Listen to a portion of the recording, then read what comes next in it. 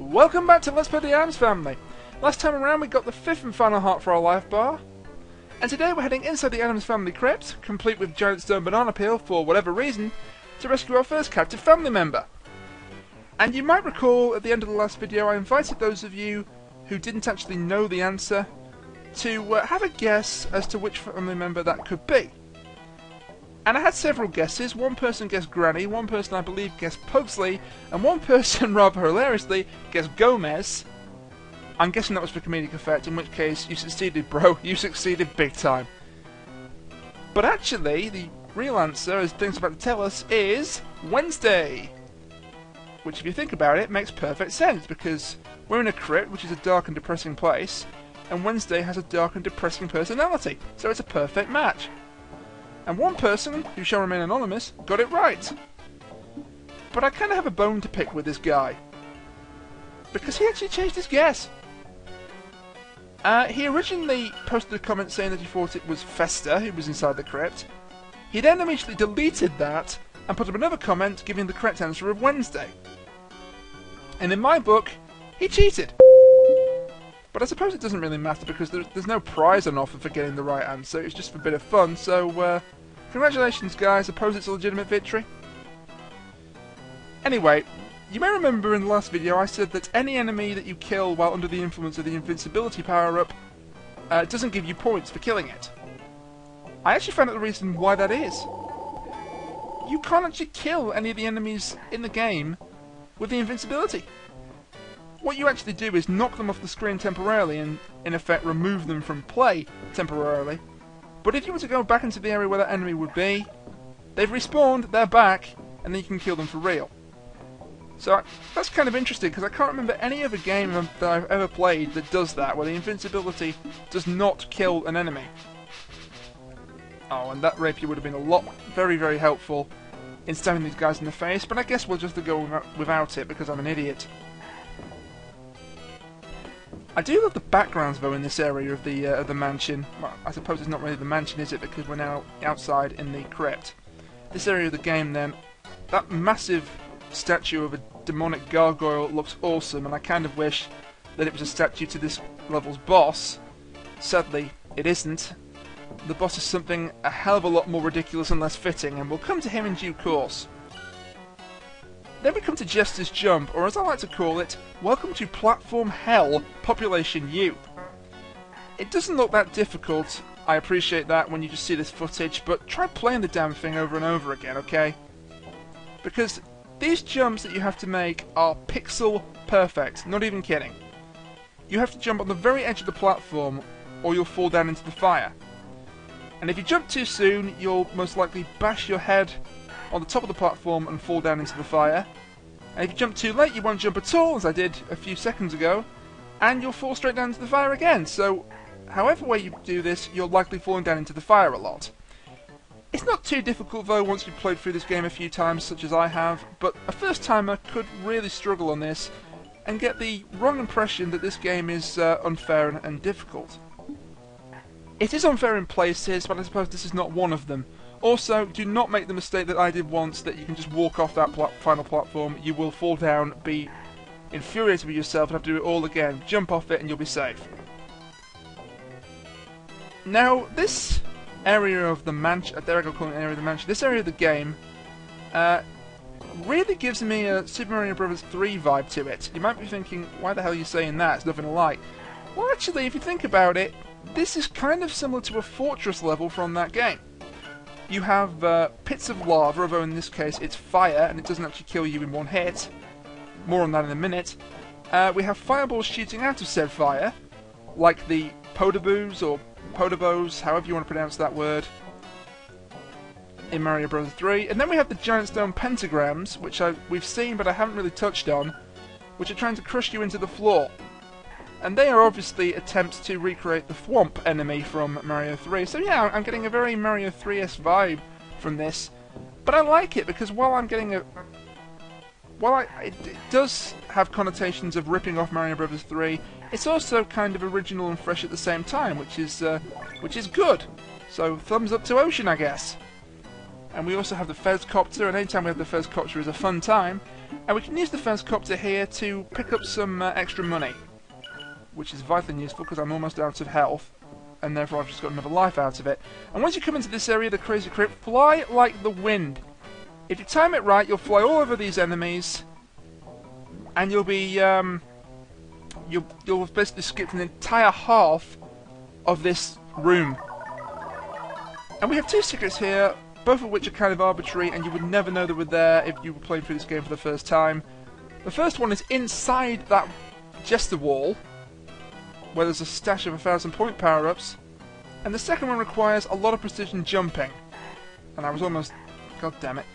And also, if you hit those switches, the platforms will disappear and you have to start again, which makes this arbitrary, frustrating. In fact, you know what? Despite the fact that I'm low on health, I'm going to allow that green guy, who I still don't have a name for. Pale had a killer name for it, and I can't remember, so sorry, Pale. Next time they show up, I will mention your killer name about them, but not this time, eh, buddy? There we are, and really, it wasn't even worth it because it's just a stash of money. But money leads to health refills and to extra lives, so I suppose it's worth it. Now, we actually saw a fish statue earlier on in the last room. Or a couple of rooms ago, actually. But here they're introduced as a regular hazard. They fire these red sort of cannonballs at you, which can hurt you if they hit you in the face, but they're actually kind of useful for platforming. In fact, there are parts of this area you have to use them to platform off to progress any further. And then, yes, there's a lot heart up there, but it's kind of a long one to get to it. I will have a go, but this is really cool. Just make sure that if you've still got the speed shoes and you haven't been hit, that you don't accidentally run too fast into the cannonball. Yes, Gomez can outrun cannonballs now. Gomez is faster than a cannonball. Where were you when we were getting high? Someday you will find me caught up in the landslide in a champagne supernova in the sky. And the Gallagher brothers, please don't sue me for ripping your song the hell off. So, let's talk a little bit about Wednesday, shall we? Wednesday Friday Addams, to use her full name, and if anyone uses that as an excuse to bring up that goddamn Rebecca Black song, I will stab you in the face with a pair of scissors. Wednesday Friday Addams, when she is the daughter of Gomez and Morticia, and she is the elder sibling of the Addams family. She's the elder sister to Pugsley and also to baby Pubert, who doesn't show up until the film Addams Family Values. And also he's kind of not canon, but we'll get into that when we rescue Pugsley later on. Wednesday was originally played in the 1964 television series by a girl called Lisa Loring, and she was quite different from how she's portrayed as today. She was just an ordinary little girl who wore sort of traditional sort of Puritan get-up, but she wasn't like a manic depressive as I think of Wednesday today, like gothic Lolita manic depressive. And she was sort of timid and meek, but strong enough to take down her father Gomez with a judo throw. She was later played by Christina Ricci in the 1989 film remake, and that's when she became Gothic Lolita Manic Depressive, as I like to call her. And she also had a fascination with killing her siblings. First she tries to murder Pugsley on several occasions in the first film, but he appears to be invincible to her attempts. And then secondly, she and Pugsley actually team up to try and murder little baby Pubert, but that similarly fails in the sequel, Addams Family Values, which, between you and me, is actually a slightly better film than the original, but hey, that's just my controversial opinion. Don't take my word for it. We're in the Chamber of Walls, which is kind of like the baby brother, I suppose, of Jester's Jump, in that you've got some similar jumps to make, but they're not nearly as annoying or arbitrary. And just kill this last Jester and make sure he walks towards you, because if you try and take him on in the narrow room, you will get hit. And this is the final area, believe it or not, of the crypt before we come to the boss, the Ante-Room. And the boss, by the way, is not a demonic jester. I know there's a lot of demonic jester motifs in not just this area, but in the crypt as a whole. But the boss is not a jester. It would kind of make sense, but this is Ocean, they clearly don't want to deal with common sense. Another interesting thing about Wednesday, when she was originally conceived by Charles Addams, like every other family member, She didn't have an actual name, but he referred to her in the in his notes as Child of Woe. And then when it came to adding her to the 60s TV series, obviously she needed a proper name because Child of Woe just wasn't going to work. So he took that concept and came up with the name Wednesday. Based on the poem, you know, the one that starts, Monday's child is fair of face, Tuesday's child is full of grace. I may have mixed those two up, but never mind. And Wednesday's child is full of woe, and that's why she's called Wednesday. And also why she's surly and depressing. Sorry, depressive. She's not depressing. I'm sure she's a lovely person if you just got to know her. Except she's a fictional character in a TV series, so you wouldn't have to know her, would you? Whatever. We're actually at the end of the room, and inside that door is the boss. It's not a giant demonic hell gargoyle. It's not a giant jester. It's something a lot more ridiculous. It is the Ghastly Goblin, and it's also a cakewalk. All you've got to do is jump around the room and fire skulls at you. And all you've got to do is super jump on his chrome dome that's protected by a helmet. I actually got hit because I stayed around in Sprite too long. You can kill this guy in 2 loops of his attacks, and you've even got enough health to burn a couple of hits if you so wish. Pathetic. Absolutely pathetic. And killing him gets you access to Wednesday. You don't actually have to go and collect her like I did. That just sort of happened. And Christ, look at that face. That is so... God almighty, Wednesday, that face could curdle sour yogurt. And she's also kind of unappreciative. You've just risked your life and limb to save her. She says, I was having so much fun. God damn it, Wednesday, go to your room, young lady. And I actually got through that stage.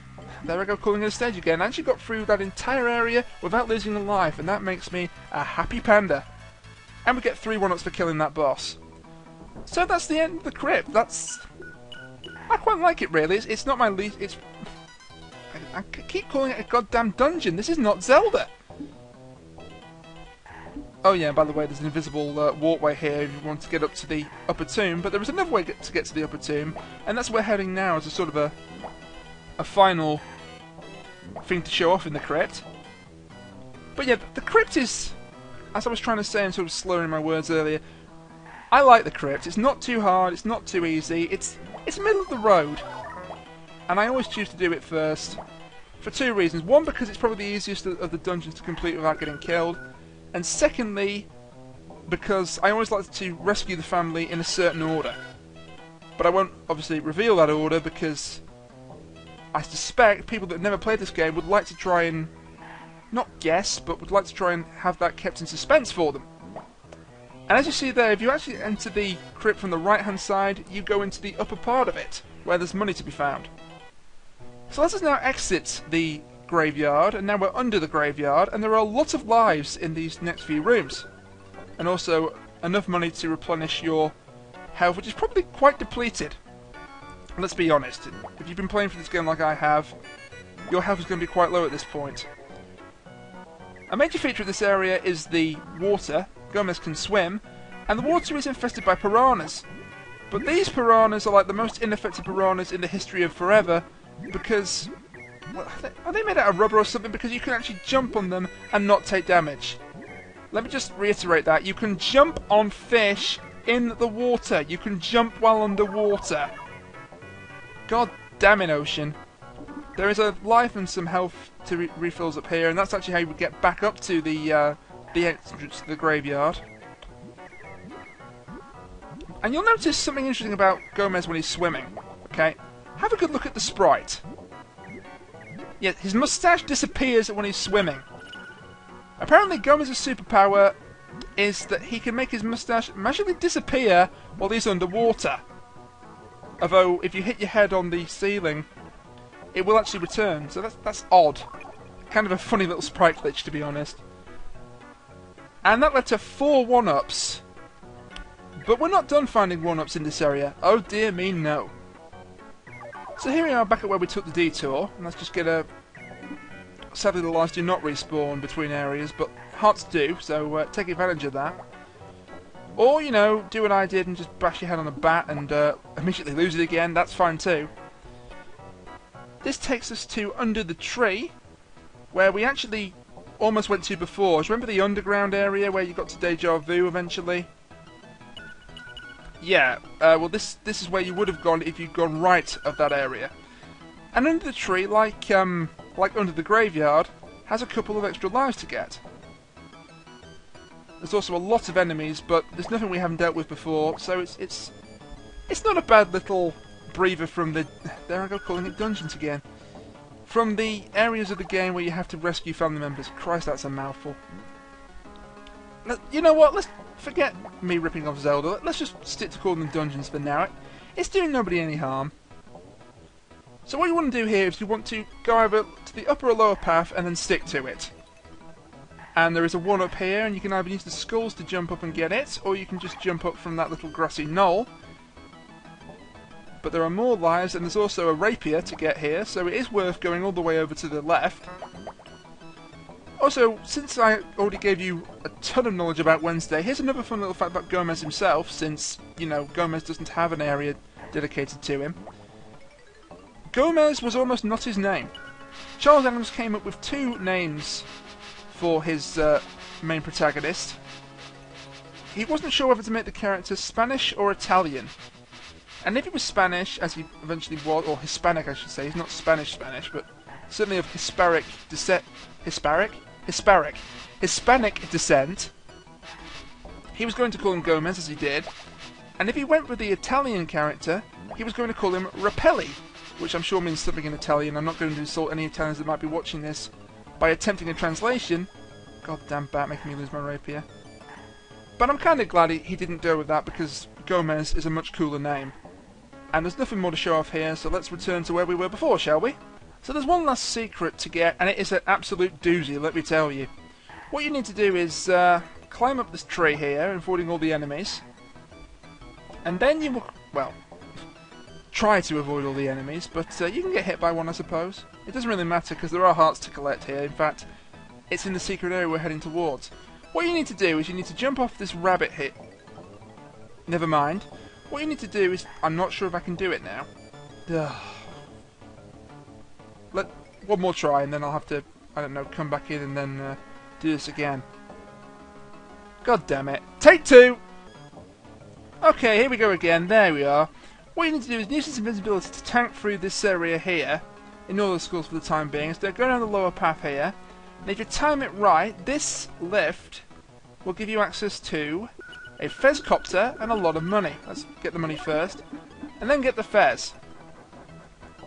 Once you've got the fez, all you've got to do is go back to the area where you were with the skulls, and then fly like the wind some more. If you can knock out the skulls, it's kind of useful. You'll then get access to this money, but there are invisible blocks, so you could potentially do it without the fez copter. 3 1-ups and 2 heart refills, which is extremely handy. And now that we've done that, all that remains is to get out of the tree in one piece, and then we can head back to the room, the hall of stairs, and that'll be a video. Kind of pleased with the progress I've made, to be honest. I don't think, unless I've blocked to death out of my mind, that I died this entire recording, which might indeed be a record for me, so bully for me, I suppose. One thing we will do just before, actually, because it's kind of funny, is let's head into the music room. You'll now notice we have an extra edition, Wednesday. Take it away, Lurch.